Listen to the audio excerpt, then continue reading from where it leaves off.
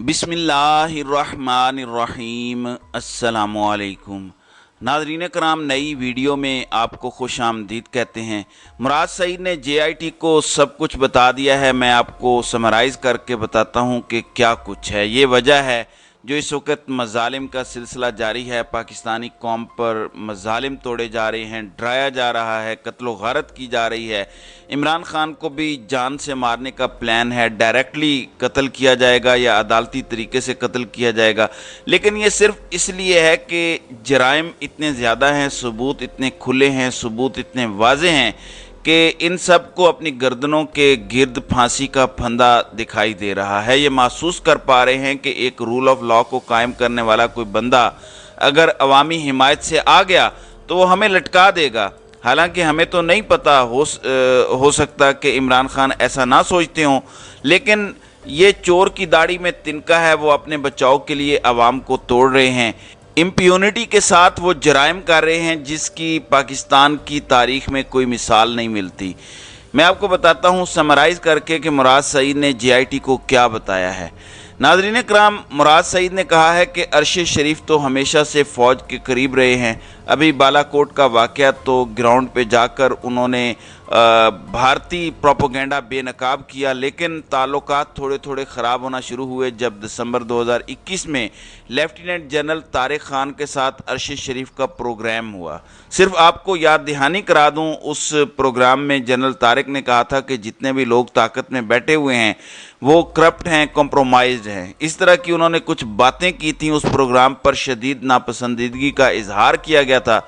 اب عرش شریف اس پر ڈٹ گئے کہ کرپشن کی بات پر کیوں غصہ آیا ہے۔ انہوں نے اس کے بعد مسلسل پروگرام کرنا شروع کیے، این آر او پر، ڈیلز پر، کرپشن پر۔ پھر جب رجیم چینج آپریشن ہوا تو انہوں نے رجیم چینج آپریشن پر پروگرام کرنا شروع کر دیے۔ آہستہ آہستہ جب ان پروگراموں کا امپیکٹ جانا شروع ہوا تو اس وقت کے army chief general Qamar Javed Bajwa نے بقول مراد سعید عرش شریف سے ملاقات کی اور انہیں یقین دلایا کہ کسی قسم کا کوئی رجیم چینج آپریشن نہیں ہو رہا، کسی قسم کا کوئی این آر او نہیں دیا جا رہا۔ لیکن پھر صورتحال آگے بڑھی تو مارچ 2022 میں اس وقت کے D G I S P R general Babar Iftikhar نے عرش شریف سے ملاقات کی اور عرش شریف کو کہا کہ میں ابھی کور گروپ کی میٹنگ سے آ رہا ہوں، فیصلہ ہو گیا ہے کہ عمران خان کو گھر بھیجنا ہے، نکالنا ہے، بیانیہ یہ بنانا ہے کہ ووٹ آف کانفیڈنس بڑی زبردست چیز ہے، تم ہماری مدد کرو۔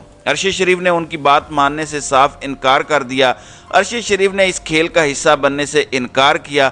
اس پر بھی ناپسندیدگی کا اظہار کیا گیا۔ اس کے بعد جب عرش شریف نے مزید پروگرامز کرنا شروع کیے، اس سے پہلے مراد سعید بتاتے ہیں کہ 9 اپریل کی رات آ گئی جب عمران خان نے صحافیوں کو بلایا ہوا تھا، آخری رات تھی، ان کا ووٹ آف نو کانفیڈنس ہو گیا تھا، عمران خان گھر چلے گئے تھے، تو وہاں پر آئی ایس پی آر کے کرنل، آئی ایس آئی کے کرنل رضوان بھی موجود تھے۔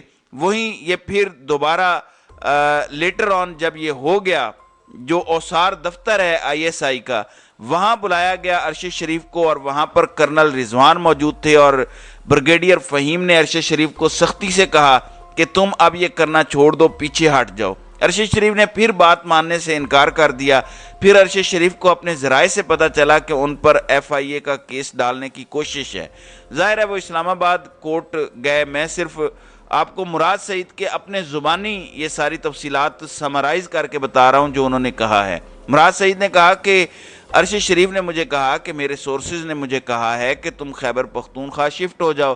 ظاہر ہے اس وقت پی ٹی آئی کی حکومت تھی، 2/3 حکومت تھی وہاں، تو اتنا آسان نہ ہوتا طاقتوروں کے لیے وہاں پہ عرش شریف کو نقصان پہنچانا۔ پولیس ظاہر ہے خیبر پختونخوا کے انڈر تھی اور 2/3 اکثریت والی تگڑی حکومت تھی، تو عرش شریف اور مراد سعید میں یہ بات طے ہوئی کہ کل دن کو پشاور چلے جائیں گے اکٹھے، مراد سعید اکٹھے لے جائیں گے عرش شریف کو۔ پھر کیا ہوتا ہے کہ صبح ہی عرش شریف کی کال آتی ہے مراد سعید کو کہ جلدی جانا پڑے گا، ایویکویٹ کرنا پڑے گا۔ ظاہر ہے ان کو کوئی اطلاع ملی ہوگی کہ پکڑنے آ رہے ہیں، تو مراد سعید انہیں اپنے ساتھ لے کر پشاور چلے گئے محفوظ جگہ پر۔ وہاں ان کے لیے اسٹوڈیو کا ارینجمنٹ کرنے کی کوشش کی تاکہ وہ اپنا پروگرام جاری رکھ سکیں، پاور پلے۔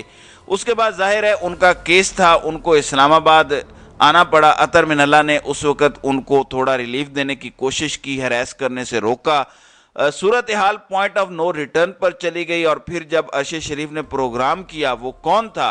ये वो वक्त था जब कहा गया कि रेड लाइन क्रॉस हो गई है। उसके बाद अरशद शरीफ को मुराद सईद लेकर खैबर पख्तूनख्वा और वहाँ से अरशद शरीफ दुबई चले गए। दुबई जनरल बाजवा गए तो अरशद शरीफ ने कहा कि यहाँ देखते हैं, जनरल बाजवा भी आए हुए हैं, आगे मज़ीद क्या होता है। तो मुराद सईद बताते हैं कि लोग आए होटल में उनसे मिलने और कहा कि 48 घंटे में आप यहाँ से चले जाएं। जुमे का दिन था जब ये हुआ, जुमे के दिन वहाँ छुट्टी थी, आगे हफ्ता एतवार था, तो बाकी इंटरनेशनल एम्बेसी छुट्टी कर लेती हैं। बड़ी मुश्किल सूरत हाल हो गई कि 48 घंटे में अब वीज़ा कहीं और का कैसे मिलेगा। इतने में दोबारा लोग आ गए और उन्होंने कहा कि हम अब आपको 48 घंटे भी नहीं दे सकते, आप फौरी तौर पर यहाँ से निकलें। तो कोई और हाल नहीं था, इसलिए अरशद शरीफ कीनिया चले गए। मुराद सईद कहते हैं कि मुझे उन्होंने सिर्फ इतना बताया कि मैं यहाँ से निकल रहा हूँ। बाद में मुझे पता चला कि वो कीनिया गए हैं। जब वो वहाँ पहुँच गए, मुसलसल राब्ता रहा। अरशद शरीफ बताते रहे बातें, वीडियोज़ में भी उनसे बातें करते रहे, बताते रहे कि किस किस से मुझे ख़तरा है, किस किस ने मुझे धमकियाँ दी हैं। लेकिन मुराद सईद कहते हैं कि चूँकि मेरी अपनी गिरफ्तारी का मुझे ख़तरा था, इसलिए मैं वो वीडियोज़ जो वो मुझे भेजते थे डिलीट कर देता था, जो मैसेज मुझे भेजते थे मैं डिलीट कर देता था, सिक्योरिटी के खातिर, ताकि कहीं ये बातें आगे ना निकल जाएं, बाहर ना आ जाएं। तो वाज़े किया गया कि किस तरह से ये सब कुछ हुआ। फिर मुराद सईद का कहना है कि किस तरीके से जब अरशद शरीफ की शहादत हो गई तो ISPR की तरफ से ARY के दफ्तर को कॉल करके कहा गया कि ये बताएं कि रोड एक्सीडेंट में अरशद शरीफ शहीद हो गए हैं। ये बाकायदा ISPR की जानिब से बयानिया दिया गया। और मैं सबूत के तौर पर आपको बताता हूं कि अरशद शरीफ की शहादत के अगले रोज़ कामरान शाहिद का ट्वीट है कि according to ARY news, Arshad Sharif killed in the traffic accident, heart breaking news, may his soul rest in peace, आमीन। अब चूंकि अरशद शरीफ को कहा गया था कि तुमने हमारा साथ देना है वोट ऑफ नो कॉन्फिडेंस में, क्योंकि हमने इमरान खान को घर भेजने का फैसला कर लिया है, तो बाकियों को भी यही कहा गया होगा। अब गौर करें कि किस तरह हामिद मीर और इस तरह के लोग जो टाउट्स हैं, उन्होंने कहना शुरू किया कि देखें इस्टेब्लिशमेंट न्यूट्रल हो गई है, ये तो जरदारी की गेम थी सारी, बिलावल हाउस से ये हुआ सारा। अब सबको पता था कि जितने लोग इस्टेब्लिशमेंट को न्यूट्रल कह रहे हैं वो सारे टाउट्स थे, सबको ऑर्डर आया था और सब ऑर्डर पर चल रहे थे। फिर प्रेस कॉन्फ्रेंस हुई, अरशद शरीफ की अभी डेड बॉडी आ रही थी और प्रेस कॉन्फ्रेंस हुई, एक मशहूर प्रेस कॉन्फ्रेंस।